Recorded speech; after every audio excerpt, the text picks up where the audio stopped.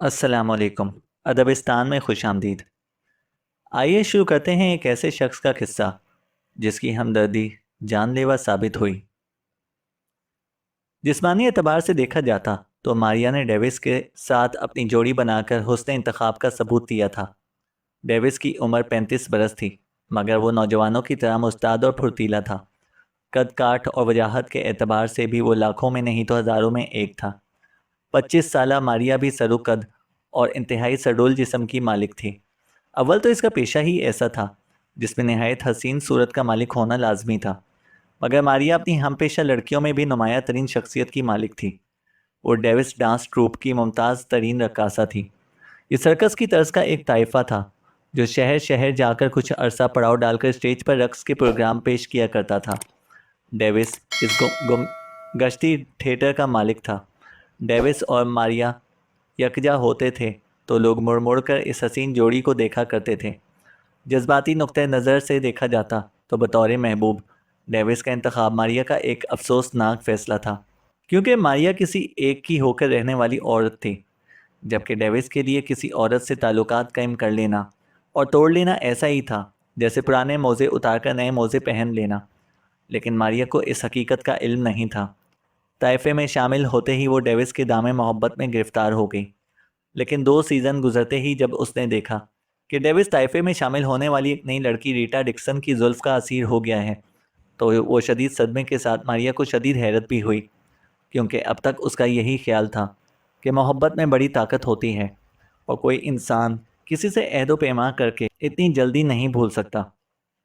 حسن و دلکشی کے اعتبار سے نئی رقاصہ ریٹا ڈکسن بھی اپنی ہم پیشہ لڑکیوں سے ممتاز تھی، بلکہ کافی حد تک وہ ماریا پر بھی بھاری پڑتی تھی، شاید اس لیے کہ حسن کے ساتھ اس کی شخصیت میں ایک تازگی بھی تھی۔ وہ ماریا سے کم عمر تھی۔ ماریا حسین ضرور تھی اور ایک ایسے پیشے سے وابستہ تھی جو بے پناہ چالاکی، عیاری اور سنگدلی کا متقاضی ہوتا تھا۔ اس کے باوجود وہ کافی حد تک سادہ دل تھی۔ ڈیوس نے اسے ٹھکرایا تو اس کے لیے بھی اس نے ڈیوس کو مورد الزام نہ ٹھہرایا۔ وہ اس سے اس حد تک محبت کرتی تھی کہ کسی معاملے میں اسے قصوروار سمجھ ہی نہیں سکتی تھی۔ اس کے خیال میں سارا قصور ریٹا کا تھا، جس نے ڈیوس پر کچھ ایسا جادو کر دیا تھا جس کے آگے وہ بے بس ہو کر رہ گیا تھا۔ اسے یہ احساس دلانے میں ڈیوس کا بھی کافی ہاتھ تھا، جسے اپنی پرانی شناساؤں سے صلح صفائی اور خوش اسلوبی سے ترک تعلق کرنے کا فن خوب آتا تھا۔ ماریا سے قطع تعلق کرتے ہوئے اس نے کہا تھا، تمہارا دل دکھانے پر میں اپنا بازو کاٹ کر پھینک دینے کو ترجیح دیتا ہنی۔ اس کا لہجہ انہی شرمندہ و پشیمان نو عمر لڑکیوں کا سا تھا جو استاد کے سامنے اپنی کسی غلطی کا اعتراف کرنے جاتے ہیں۔ لیکن میں کیا کروں؟ میں بالکل بے بس ہو گیا ہوں۔ میں نے ریٹا سے پیچھا چھڑانے کی ہر ممکن کوشش کی ہے۔ اس کے تصور کو بارہا ذہن سے جھٹکا ہے، لیکن وہ نشہ آور دوا کی طرح میری رگوں پہ میں سرایت کر گئی ہے۔ یقین کرو، میں تمہارا ہی ہو کر رہنا چاہتا ہوں، لیکن ریٹا گویا کسی طلسمی رسی سے مجھے اپنی طرف کھینچتی ہے۔ میں مجبور ہوں ماریا، لیکن خدا را مجھ سے نفرت مت کرنا۔ اس وقت ریٹا کو تھیٹر میں شامل ہوئے صرف 1 ہفتہ ہوا تھا، لیکن ڈیوس کے لہجے سے یوں لگتا تھا جیسے وہ برسوں سے اس کے شہر سے محفوظ رہنے کی جدوجہد کر رہا ہے، مگر اب مجبور ہو گیا ہے۔ ماریا کی آنکھوں سے آنسو بہنے لگے۔ میں تم سے بھلا کیوں کر نفرت کر سکتی ہوں؟ وہ ہچکیاں لیتے ہوئے بولی۔ تم نے ترک تعلق کی خبر سنا کر میرا دل ضرور توڑ دیا ہے، لیکن اس میں تمہارا قصور نہیں، قصور تو اس منحوس عورت کا ہے۔ کاش تم نے اسے طائفے میں شامل ہی نہ کیا ہوتا۔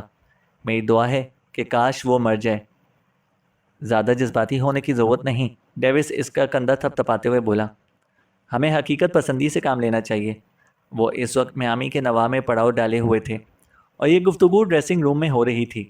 ماریا چند منٹ پہلے ہی اسٹیج پر رقص ختم کر کے آئی تھی اور ابھی تک اس نے صحیح لباس بھی نہیں پہنا تھا۔ ڈیوس اسے حقائق کا سامنا کرنے کی تلقین کر رہا تھا، لیکن ماریا کم از کم اس حقیقت کا سامنا کرنے کے لیے تیار نہیں تھی کہ ڈیوس سے اس کا تعلق ہمیشہ کے لیے ٹوٹ گیا ہے۔ اس کا خیال تھا کہ اگر کسی طرح ریٹا راستے سے ہٹ جائے تو ڈیوس اس کی طرف لوٹ آئے گا اور اس کی محبت اسے واپس مل جائے گی۔ اس سیزن کے دوران جب وہ سفر کرتے کرتے بغداد میں جا کر قیام پذیر ہوئے، تب تک ماریا غیر مربوط انداز میں کچھ اس قسم کے طریقے سوچتی رہی تھی جن کے ذریعے ریٹا کو طائفے سے نکلوایا جا سکے۔ لیکن جب ریٹا کے کہیں جانے کے آثار دکھائی نہ دیے تو وہ سوچنے پر مجبور ہو گئی کہ اگر وہ ڈیوس کو مستقلاً ہاتھ سے کھونا نہیں چاہتی تو اسے کوئی زیادہ فیصلہ کن اور خطرناک قدم اٹھانا پڑے گا۔ حالات نے پلٹا ہی ایسا کھایا تھا۔ ڈیوس نے ریٹا سے منگنی کا اعلان کر دیا۔ ہر شہر پہنچ کر افتتاحی شو کے بعد ڈیوس اسٹیج کے قریب عقب میں ہی اپنے کارکنوں کے لیے ایک چھوٹی سی تقریب کا اہتمام کیا کرتا تھا۔ اسی تقریب میں اس نے منگنی کا اعلان بھی کر دیا تھا۔ ریٹا نے دراصل اسے اس مرحلے تک لانے کے لیے بڑا آزمودہ نسخہ استعمال کیا تھا۔ وہ ڈیوس کے جذبات کو ہوا دیتی تھی، مگر جب وہ اس کی طرف لپکتا تھا تو سنجیدہ ہو کر پرے ہٹ جاتی تھی۔ وہ دور ہی دور سے اسے اپنا دیوانہ بناتی تھی۔ اس کے جلوے ڈیوس بھی صرف اسٹیج پر ہی دیکھ سکتا تھا۔ ڈریسنگ روم میں ریٹا ایک ایسا لبادہ پہن کر بیٹھتی تھی جو اسے گردن سے پیروں تک ڈھانپ لیا کرتی تھی۔ اس نے اپنے طرز عمل سے ڈیوس کو پوری طرح یقین دلا دیا تھا کہ شادی کے بغیر وہ اسے حاصل نہیں کر سکتا، اور ڈیوس اسے حاصل کرنے کے لیے دیوانہ ہوا جا رہا تھا۔ ماریا کے سامنے تو اس نے مکالمہ ہی بولا تھا، لیکن حقیقت یہ تھی کہ اب وہ واقعی اس کی رگو پے میں نشے کی طرح سرایت کرتی جا رہی تھی۔ اس اعلان کے بعد ماریا کو یقین ہو گیا کہ وہ اپنے محبوب کو مستقلاً کھو چکی ہے، اور اسے دوبارہ حاصل کرنے کا واحد طریقہ یہی ہے کہ ریٹا اس دنیا میں نہ رہے اور مر جائے۔ ماریا کچھ زیادہ ذہین لڑکی تو نہ تھی، لیکن کم از کم اتنا تو وہ سمجھ سکتی تھی کہ اگر ریٹا کو سیدھا سادے طریقے سے قتل کر دیا گیا تو پولیس سب سے پہلے اسی پر شک کرے گی، کیونکہ تھیٹر میں سبھی اس امر سے واقف تھے کہ ڈیوس سے قطع تعلق نے اس کے دل میں کیسی آگ لگائی ہے اور ریٹا سے اسے کتنی نفرت تھی۔ اسے یہ معلوم تھا کہ اگر قتل سے کر کے وہ بچ بھی گئی، لیکن ڈیوس کے دل میں شک رہا کہ قاتلہ وہی تھی، تو وہ اسے دوبارہ قبول نہیں کرے گا اور اس کی یہ کوشش بھی رائے گا جائے گی۔ ریٹا کا اس طرح مرنا ضروری تھا کہ شک ماریا پر نہ جاتا۔ ماریا صرف یہیں تک سوچ پاتی تھی، اس سے آگے اس کے ذہن میں تاریکی پھیل جاتی تھی، گویا مارنے، زہر دینے، خنجر گھونپنے یا سر پر کوئی وزنی چیز مارنے کے سوا قتل کا کوئی طریقہ اسے نہیں سوچتا تھا۔ خوش قسمتی سے اس کے پاس سوچ بچار کے لیے کافی وقت تھا، کیونکہ ریٹا نے جون میں ڈیوس سے شادی کی حامی بھری تھی، گویا ابھی پورا سیزن پڑا تھا۔ اسی وقت وہ شکاگو پہنچ چکے تھے جب ماریا کے ذہن میں بالآخر ایک منصوبہ آ ہی گیا۔ اس منصوبے کی بنیاد اسے ایک خط نے فراہم کی تھی۔ وہ اسی قسم کا ایک خط تھا جسے عموماً رقاصاؤں اور اداکاراؤں وغیرہ کو ان کے پرستاروں کی طرف سے موصول ہوتے رہتے ہیں۔ خط تھیٹر ہی کے پتے پر آیا تھا اور لفافے پر واپسی کا کوئی ایڈریس نہیں تھا۔ خط نہایت صاف ستھری تحریر میں ایک لائن دار کاغذ پر لکھا گیا تھا۔ بظاہر اس میں کوئی احمقانہ بات بھی نہیں لکھی تھی، مگر پھر بھی لگتا احمقانہ ہی تھا۔ لکھا تھا، مائی ڈیئر مس ماریا، امید ہے آپ اپنے ایک گمنام پرستار کا خط پا کر برا محسوس نہیں کریں گی۔ میں خط لکھ کر آپ کا قیمتی وقت ضائع تو کرنا نہیں چاہتا تھا، لیکن نہ جانے کیوں میں اپنے جذبات آپ تک پہنچائے بغیر رہ نہیں سکا۔ جب سے آپ کے تھیٹر نے بفیلو میں پڑاؤ ڈالا تھا، تب سے آپ کا کوئی شو ایسا نہیں جو میں نے نہ دیکھا ہو۔ آپ کا تھیٹر وہاں سے رخصت ہوا تو میں بھی اس کے پیچھے پیچھے یہاں پر آ گیا۔ مجھے یہ لکھتے ہوئے خوشی محسوس ہو رہی ہے کہ میں نے زندگی میں آپ جیسی حسین عورت نہیں دیکھی۔ میرا ارادہ ہے کہ میں آپ کے تھیٹر کے ساتھ ساتھ ہی سفر جاری رکھوں۔ میرے پاس اتنی رقم موجود ہے کہ میں کافی عرصے تک سفر جاری رکھ سکوں گا۔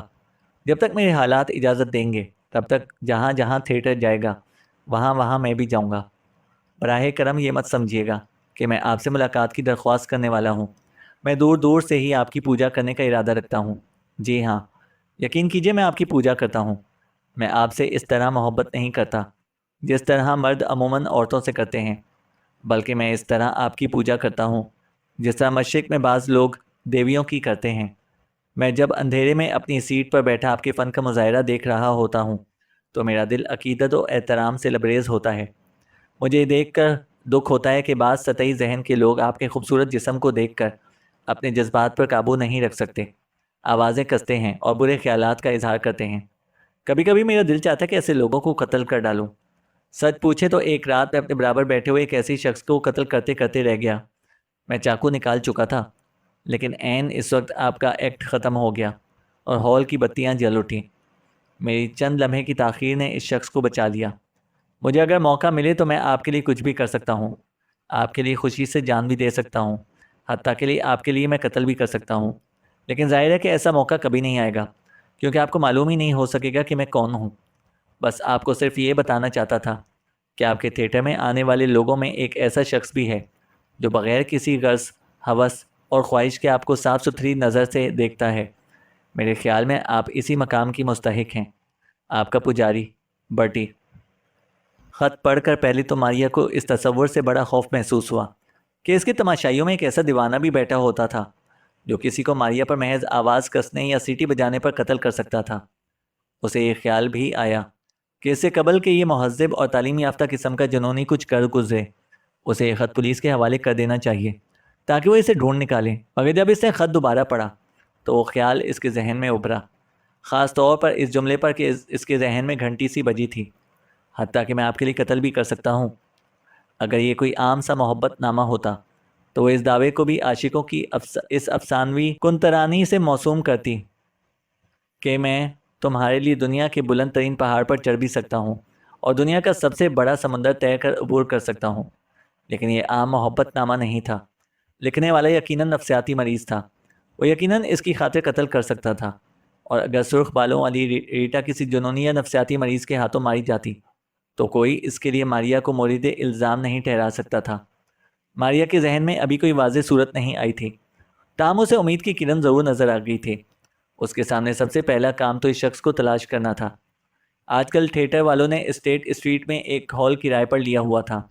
اس کے عین مقابل سڑک کے پار ایک کیفے تھا جس کی بیرونی دیوار کا بیشتر حصہ شیشے کا تھا۔ اس روز ماریا نے اپنا ایکٹ ختم کرتے ہی ڈریسنگ روم میں پہنچ کر اجلت میں کپڑے پہنے اور تیزی سے اسٹیج کے اوپری دروازے سے نکل کر کیفے میں جا بیٹھی۔ اس وقت اس کے شو کا اختتام ہونے ہی والا تھا۔ چند منٹ بعد ہال سے تماشائیوں کی ٹولیاں باہر آنے لگی۔ ماریا جہاں بیٹھی تھی وہاں سے وہ سب کے چہروں کا جائزہ لے سکتی تھی۔ تماشائیوں میں عورتیں کم ہی تھیں، جو تھیں وہ بھی مردوں کے ساتھ تھیں۔ ماریا نے یہ فرض کرتے ہوئے کہ اس کا گمنام پجاری قطعی تنہا ہوگا، جوڑوں اور 2-3 کی ٹولیوں میں آنے والے مردوں کو نظر انداز کر دیا۔ تھیٹر اور خصوصاً اس قسم کے تھیٹر میں لوگ تنہا آنا کم ہی پسند کرتے ہیں، اس لیے ماریا کا کام کافی آسان ہو گیا کہ اسے زیادہ چہروں کا جائزہ لینا نہیں پڑا۔ بالکل تنہا آنے والے مرد 12 سے بھی کم تھے۔ ماریا نے ان سب کے چہرے ذہن نشین کرنے کی کوشش کی۔ دوسری رات بھی ماریا کیفے میں اسی جگہ موجود تھی۔ اس کی تدبیر سیدھی سادی تھی کہ اگر دوسری رات اسے کل والا ہی کوئی چہرہ نظر آیا تو اس کا مطلوبہ آدمی وہی ہوگا، کیونکہ کسی اور شخص کا دوبارہ ایک ہی تھیٹر میں آنا بعید قیاس معلوم ہوتا تھا۔ تنہا افراد میں اسے صرف ایک ہی شخص دوبارہ دکھائی دیا۔ وہ چھریرے جسم کا تقریباً 40 کی عمر کا ایک عام سا آدمی تھا۔ اس کے نقوش تیکھے اور چہرہ کچھ ستا ہوا تھا۔ نیلی آنکھیں اور نوکیلی ناک پر اسٹیل کے فریم کی اینک ٹکی ہوئی تھی۔ ماریا فوراً اپنی میز سے اٹھ کھڑی ہوئی اور کیفے سے نکل آئی۔ وہ اس شخص کا تعاقب کرنے لگی۔ 2 بلاک کا فاصلہ طے کر کے وہ ایک بغلی گلی میں پرانی سی عمارت کے دروازے کی طرف بڑھا جو ایک ایک کمرے کی رہائش گاہوں پر مشتمل تھی۔ ماریا لپک کر اس کے قریب جا پہنچی۔ اس نے ذرا سا گھوم کر ماریا کی طرف دیکھا اور اپنی جگہ گویا سنسا ہو کر رہ گیا۔ ماریا اپنائیت سے مسکرا کر بولی، ہیلو بٹی۔ اس نے ایک طویل سانس لی اور ایک لمحے کے توقف کے بعد سرگوشی نما لہجے میں بولا، تم نے مجھے کیسے پہچانا؟ ماریا نے اپنا طریقہ کار اسے بتا دیا اور کہا، میں اس شخص سے ملنا چاہتی تھی جس کے دل میں میرے لیے اتنی عقیدت اور احترام ہے۔ وہ خاموش رہا۔ اس کا چہرہ اسٹریٹ لائٹ کی رسائی میں تھا اور وہ بآسانی اس کا جائزہ لے سکتی تھی۔ اس کا خط پڑھ کر اس نے یہی اندازہ قائم کیا تھا کہ وہ ایک خطرناک انسان ہوگا، اور یہ صرف غرض ہی تھی جس نے اسے یہاں تک آنے پر مجبور کر دیا تھا۔ وہ اس کے چہرے پر پاگل پن کی علامت تلاش کرنے کی کوشش کر رہی تھی، لیکن ایسی کوئی علامت اسے دکھائی نہ دی۔ وہ عام سی جسامت کا آدمی تھا، نقوش تیکھے اور آنکھوں میں ملائمت تھی۔ اینک کی وجہ سے وہ کچھ اور بھی مدبر سا نظر آ رہا تھا۔ وہ نہ تو خوش شکل تھا اور نہ ہی بد شکل۔ غیر معمولی چیز صرف اس کے تاثرات تھے، اور وہ بھی خوفزدہ کرنے والے نہیں۔ وہ ایسے ہی تاثرات تھے جیسے کوئی پجاری دیوی کے سامنے کھڑا ہو۔ بالآخر ماریا نے ہی سکوت کو توڑا، کیا تم اسی عمارت میں رہتے ہو بٹی؟ ہاں، یہاں سے تھیٹر قریب پڑتا ہے۔ کیا تم اندر چلنا پسند کرو گی؟ اس نے جواب دیا۔ کیوں نہیں، ماریا نے کہا اور اس کا بازو تھام لیا۔ اس کا لمس محسوس کر کے بٹی کانپ اٹھا۔ اس کے ساتھ ماریا اندر پہنچی تو اس نے دیکھا کہ ایک طویل ہال میں دائیں طرف کمروں کی قطار تھی اور بائیں طرف سیڑھیاں اوپر جا رہی تھیں۔ اس نے دائیں ہاتھ کے آخری کمرے پر پہنچ کر دروازہ کھولا تو ماریا کو ایک ایسا کمرہ نظر آیا جیسا عموماً ہاسٹلوں وغیرہ میں ہوتا ہے۔ ایک بیڈ، ایک تپائی، ایک کرسی وغیرہ اس میں موجود تھی۔ ماریا کرسی پر جا بیٹھی۔ بٹی نے کمرے کا دروازہ کھلا ہی رہنے دیا۔ غالباً یہ یہاں کا ضابطہ تھا کہ خاتون مہمان کی موجودگی میں تنہا کرایہ دار دروازہ بند نہیں رکھ سکتا۔ برٹی اب اس طرح اس کے سامنے ہاتھ باندھ کر کھڑا ہو گیا جیسے زمانہ قدیم کی کسی ملکہ کے سامنے اس کا کوئی حقیر غلام کھڑا ہو۔ ماریا جب بھی کسی مرد کے سامنے ہوتی تھی تو وہ اس کی نظر ماریا کے جسم سے نہیں ہٹتی تھی، لیکن برٹی کی نظر صرف اس کے چہرے پر جمی ہوئی تھی۔ تم کیوں یہ جاننا چاہتی تھی کہ میں کون ہوں؟ اس نے ملائمت سے پوچھا۔ ماریا مسکرائی۔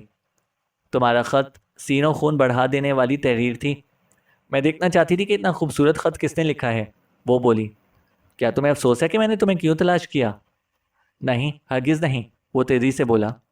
میں تو خط میں بھی صرف یہ بتانے کی کوشش کی تھی کہ میں از خود کبھی تم پر مسلط ہونے کی کوشش نہیں کروں گا، لیکن اس کا یہ مطلب نہیں تھا کہ میں تم سے ملنا پسند نہیں کروں گا۔ یہ تو میرے لیے ایک اعزاز ہے۔ میں تو کبھی سوچ بھی نہیں سکتا تھا کہ مجھے تم سے شرف ملاقات حاصل ہوگا۔ میرے محسوسات دراصل تمہارے بارے میں بہت مختلف ہیں۔ میں ان پرستاروں میں سے نہیں ہوں جو اپنے محبوب فنکار کا قرب حاصل کرنے کے لیے بتاب ہوتے ہیں، ان کے دل کی خواہش کے تابع ہوتے ہیں۔ وہ اپنے آپ کو خوش کرنا چاہتے ہیں، جبکہ میں صرف تمہیں خوش دیکھنا چاہتا ہوں، خواہ خوشی تمہیں کسی بھی ذریعے سے حاصل ہو۔ برٹی نے کہا۔ مجھے اپنے بارے میں کچھ بتاؤ برٹی، تمہارا ذریعہ معاش کیا ہے؟ ماریا بولی۔ کئی سالوں سے تو کچھ نہیں ہے، وہ بولا۔ کسی زمانے میں میں ایک کارخانے میں انجینئر ہوا کرتا تھا۔ برسوں پہلے میں نے ایک چھوٹی سی چیز ایجاد کی تھی، اس کی رائلٹی مجھے ابھی تک مل رہی ہے۔ رقم تو زیادہ نہیں ہوتی، بہرحال گزر اوقات کے لیے کافی ہوتی ہے۔ 15 سال سے میں نے کوئی کام نہیں کیا۔ میں اسپتال میں تھا، چند ماہ پہلے ہی مجھے اسپتال سے رخصت کیا گیا ہے، برٹی نے بتایا۔ تم 15 سال اسپتال میں رہے ہو؟ ماریا نے حیرت سے کہا۔ کیا بیماری تھی تمہیں؟ میرا نروس بریک ڈاؤن ہو گیا تھا۔ میں بوفیلو کے قریب اسٹیٹ اسپتال میں تھا، اس نے جواب دیا۔ Nervous break down? کیا دماغی اسپتال میں تھے تم؟ ماریا نے دہرایا۔ ہاں، اس نے جواب دیا، لیکن اب میں بالکل ٹھیک ہوں، تبھی تو انہوں نے مجھے رخصت کیا ہے۔ میں زیادہ سنگین مرض میں مبتلا نہیں تھا، نہ ہی مجھے پاگلوں میں شمار کیا جاتا تھا۔ بس میں معمولی سی اعصابی شکست و ریخت کا شکار ہو گیا تھا، برٹی نے بتایا۔ نروس بریک ڈاؤن کا علاج 15 سال تک جاری رہا؟ انہوں نے تمہیں اتنے طویل عرصے تک اسپتال میں کیوں رکھا برٹی؟ ماریا نے پوچھا۔ میں نے کچھ لوگوں کا گلا کاٹ ڈالا تھا، اس سے۔ اس نے جیب میں ہاتھ ڈال کر ایک چاقو نکالا اور اس کا کھٹکا دبایا۔ تقریباً 7 انچ لمبا پھل روشنی میں چمکنے لگا۔ ماریا اپنی جگہ بے حس و حرکت بیٹھی تھی اور اس کا دل گویا اچھل کر حلق میں آ گیا۔ برٹی نے اس کے تاثرات دیکھتے ہوئے فالحاً تشویش میں مبتلا ہو کر چاقو بند کیا اور دوبارہ جیب میں ڈال لیا۔ میں تمہیں خوفزدہ کرنا نہیں چاہتا تھا، میں تو صرف وہ چیز دکھا رہا تھا جس سے میں نے لوگوں کے گلے کاٹے تھے، لیکن تمہیں فکر مند ہونا نہیں چاہیے، میں تمہارا گلا نہیں کاٹوں گا، برٹی نے کہا۔ ماریا کا خوف دور ہو گیا، تاہم اسے یقین ہو گیا کہ برٹی پاگل ہے، اور اگر وہ اس سے صحیح طور پر کام لینے میں کامیاب ہو گئی تو ریٹا کی موت یقینی تھی۔ تم اب چاقو جیب میں کیوں لیے پھرتے ہو برٹی؟ اس نے پوچھا۔ معلوم نہیں، وہ سادگی سے بولا۔ شاید مجھے جیب میں اس کی موجودگی اچھی لگتی ہے۔ کسی زمانے میں اس نظریے کا قائل تھا جسے نفسیات کی اصطلاح میں یوتھنازیا کہا جاتا ہے، لیکن پھر اسپتال میں مجھے سکھایا گیا کہ لوگوں کو قتل کرنا اچھی بات نہیں۔ اب میں اس چاقو کو استعمال نہیں کرتا، برٹی نے کہا۔ ماریا کو نہیں معلوم تھا کہ یوتھنازیا کی تعریف کیا ہے، مگر وہ اپنی کم علمی ظاہر کرنا نہیں چاہتی تھی، اس لیے گردن ہلاتے ہوئے بولی۔ اچھا، تو یہ بات تھی۔ قتل کرنا تو واقعی بری بات ہے۔ پھر سے نہایت سنجیدگی میں اضافہ کیا۔ جب تک کوئی معقول وجہ موجود نہ ہو کسی کو قتل نہیں کرنا چاہیے۔ پھر وہ اٹھتے ہوئے بولی۔ اچھا برٹی، اب میں چلتی ہوں، تم سے مل کر واقعی بڑی خوشی ہوئی۔ کیا میں دوبارہ تم سے مل سکوں گا؟ برٹی نے جھجکتے ہوئے پوچھا۔ ماریا نے نچلا ہونٹ دانتوں میں دبا کر چند لمحے تک کچھ سوچنے کی اداکاری کی، پھر کہا۔ میرا خیال ہے کہ میں تمہیں بتا دوں کہ میں ایک شخص کی محبت میں گرفتار ہوں، ماریا نے کہا۔ اوہ، میرا مطلب یہ نہیں تھا کہ میں تمہیں کہیں سیر و تفریح وغیرہ پر لے کر جانا چاہتا ہوں، وہ جلدی سے بولا۔ میرا مقصد تو صرف یہ تھا کہ میں تم سے مل کر چند باتیں کر سکوں۔ مجھے خوشی ہے کہ تمہیں کسی سے محبت ہے، اس کا مطلب ہے کہ تم خوش ہو، اور میں تمہیں خوش ہی دیکھنا چاہتا ہوں، برٹی بولا۔ میں تم سے مل کر محض چند باتیں کرنے میں کوئی حرج نہیں سمجھتی۔ تم کل رات شو ختم ہونے کے بعد اسٹیج کے پیچھے ڈریسنگ روم میں ہی کیوں نہیں آ جاتے؟ میں نگران سے کہہ دوں گی، وہ تمہیں اندر آنے سے نہیں روکے گا، ماریا نے کہا۔ کیا واقعی میں وہاں آ سکوں گا؟ اس نے پر اشتیاق لہجے میں تصدیق چاہی۔ میں زیادہ دیر نہیں ٹھہروں گا، نہ ہی تمہارے لیے زحمت کا باعث بنوں گا، برٹی نے کہا۔ ضرور آنا برٹی، کوئی تمہیں نہیں روکے گا، ماریا نے اسے یقین دلایا۔ اور دروازے کی طرف چل دی۔ برٹی مؤدبانہ انداز میں اس کے پیچھے پیچھے دروازے تک آیا۔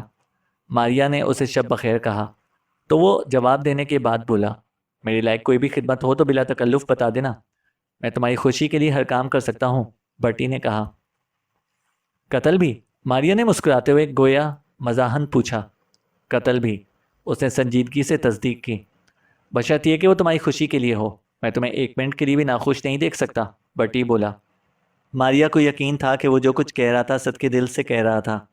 اس رات بیڈ پر لیٹنے کے بعد ماریا نے ایک بار پھر غور کیا کہ وہ کیوں کر برٹی کو استعمال کرے گی۔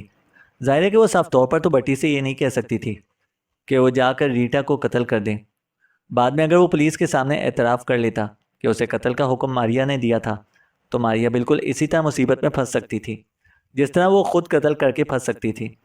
وہ واضح الفاظ استعمال کیے بغیر اس کی سوچوں کا رخ اس مقصد کی طرف موڑنا چاہتی تھی۔ دوسرے روز شو ختم ہونے پر برٹی اسٹیج کے پیچھے عقبی حصے میں آ پہنچا۔ ماریا نے سرسری انداز میں دیگر فنکاروں سے اس کا تعارف کرایا۔ تعارف اس نے محض دوست کہہ کر کرایا تھا، لیکن جان بوجھ کر ایسا تاثر دینے کی کوشش کی تھی جیسے وہ اس کے نزدیک دوست سے کچھ زیادہ حیثیت رکھتا ہے۔ تھیٹر کی لڑکیوں کے لیے کوئی تعجب کی بات نہیں تھی، کیونکہ ان میں سے کئی کے مراسم اپنے سے کہیں بڑی عمر کے لوگوں سے تھے، کیونکہ وہ ان پر تحائف کی بارش کر سکتے تھے۔ ماریا اسے اپنے ڈریسنگ روم میں لے آئی۔ وہ ابھی تک رقص کے لباس میں تھی اور غیر محسوس طور پر برٹی کے تاثرات کا جائزہ لے رہی تھی، لیکن تنہائی میں بھی اس کے تاثرات میں کوئی تبدیلی نہ آئی۔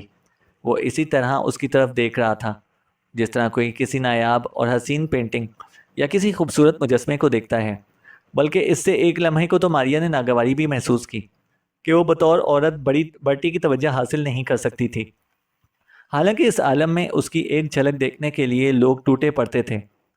اس نے برٹی کو ایک کرسی پر بیٹھنے کا اشارہ کیا اور خود آئینے کی طرف منہ کر کے میک اپ کی تہیں صاف کرنے لگی۔ آئینے میں وہ برٹی کو دیکھ سکتی تھی، گھنگریالے اور سنہری بالوں والے جس آدمی سے میں نے تمہیں ملوایا تھا نا برٹی، اور جس کا نام ڈیوس بتایا تھا۔ وہ آئینے میں دیکھتے ہوئے بولی، وہ تھیٹر کا مالک ہے اور یہی وہ شخص جس سے میں محبت کرتی ہوں برٹی، ماریا نے کہا۔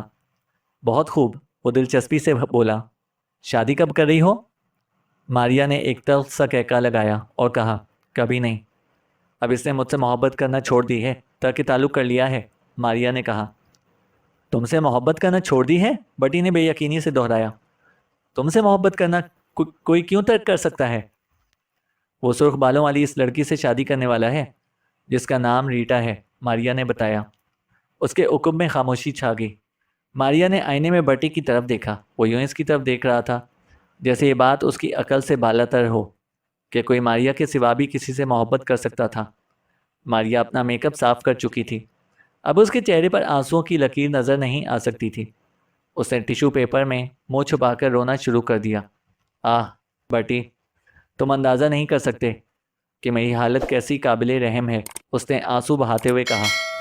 تم مت رو، برٹی مضطربانہ انداز میں بولا، خدا کے لیے مت رو۔ وہ اٹھ کر ماریا کی کرسی کے قریب آ گیا اور ماریا اور بھی زیادہ رونے لگی۔ وہ اسے چھوئے بغیر ہوائی ہوا میں اس کا کندھا تھپکتے ہوئے بولا، خدا کے لیے مت لو، میں تمہیں ناخوش نہیں دیکھ سکتا، برٹی نے کہا۔ میں اپنے آنسوؤں پر اختیار نہیں رکھتی، وہ بولی۔ زندگی میں کبھی میں خوش نہیں رہ سکوں گی برٹی۔ ڈیوس ریٹا سے شادی کر رہا ہے اور میری ساری عمر تنہائیوں میں آنسو بہاتے گزر جائے گی۔ کتنی نفرت ہے مجھے اس عورت سے، ماریا نے کہا۔ ہو سکتا ہے وہ اسے شادی نہ کرے ماریا، برٹی نے تشفی دی۔ ممکن ہے کوئی ایسی بات ہو جائے کہ وہ تمہاری طرف لوٹ آئے۔ ماریا کے ذہن میں امید کی کرن ابھری۔ اس نے دل ہی دل میں برٹی کے الفاظ دہرائے۔ کیا وہ اس کی مطلوبہ راہ پر آ رہا تھا؟ ماریا نے اسے یقینی طور پر اس راستے پر لانے کی غرض سے مزید سسکیاں لیتے ہوئے کہا، نہیں برٹی، وہ کبھی میری طرف واپس نہیں آئے گا، کم از کم جب تک ریٹا زندہ ہے تب تک تو وہ نہیں آئے گا، ماریا نے کہا۔ ممکن ہے تمہاری ملاقات کسی دوسرے شخص سے ہو جائے جس سے تم محبت کرنے لگو، برٹی نے دوسرے مکان کی طرف اشارہ کیا۔ تمہیں دوبارہ زندگی کی خوشیاں حاصل ہو جائیں۔ میں زندگی میں کبھی کسی دوسرے شخص سے محبت نہیں کر سکوں گی برٹی، ماریا نے حتمی لہجے میں کہا، اور جب ڈیوس اور ریٹا میں میاں بیوی کا رشتہ قائم ہو جائے گا تب تو میری حالت اور بھی زیادہ قابل رحم ہو جائے گی۔ میری باقی زندگی ہر لمحہ روتے اور سسکتے اور جلتے کوڑتے گزرے گی، ماریا نے کہا۔ اس مرتبہ وہ خاصی دیر تک خاموش رہا اور اس دوران ماریا نے اپنے آنسو رکنے نہیں دیے۔ وہ مسلسل ٹیشو پیپر سے آنکھیں خشک کر رہی تھی۔ تب برٹی سپاٹ لہجے میں بولا، میرا خیال ہے مجھے اس سلسلے میں کچھ کرنا ہی پڑے گا۔ ماریا نے اس کے چاقو کا پھل باہر آنے کی جانی پہچانی سی کلک کی آواز سنی۔ ماریا کی دھڑکن کئی گنا تیز ہو گئی۔ اسے برٹی سے فوری رد عمل کی توقع نہیں تھی۔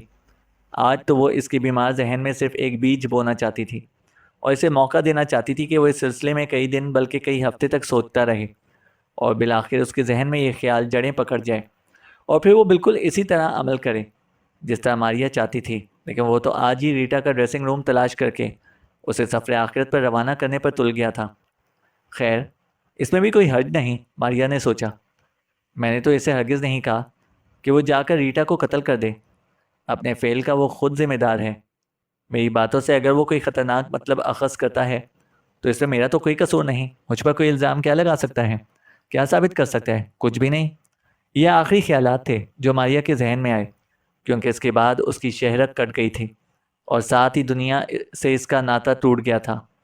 اگر اس نے ایک دن پہلے طبی اور نفسیاتی اصطلاحات کی کسی ڈکشنری میں یوتھنازیا کا مطلب دیکھ لیا ہوتا تو شاید اس نے کبھی برٹی کو اپنے مقصد کے لیے استعمال کرنے کا ارادہ نہ کیا ہوتا۔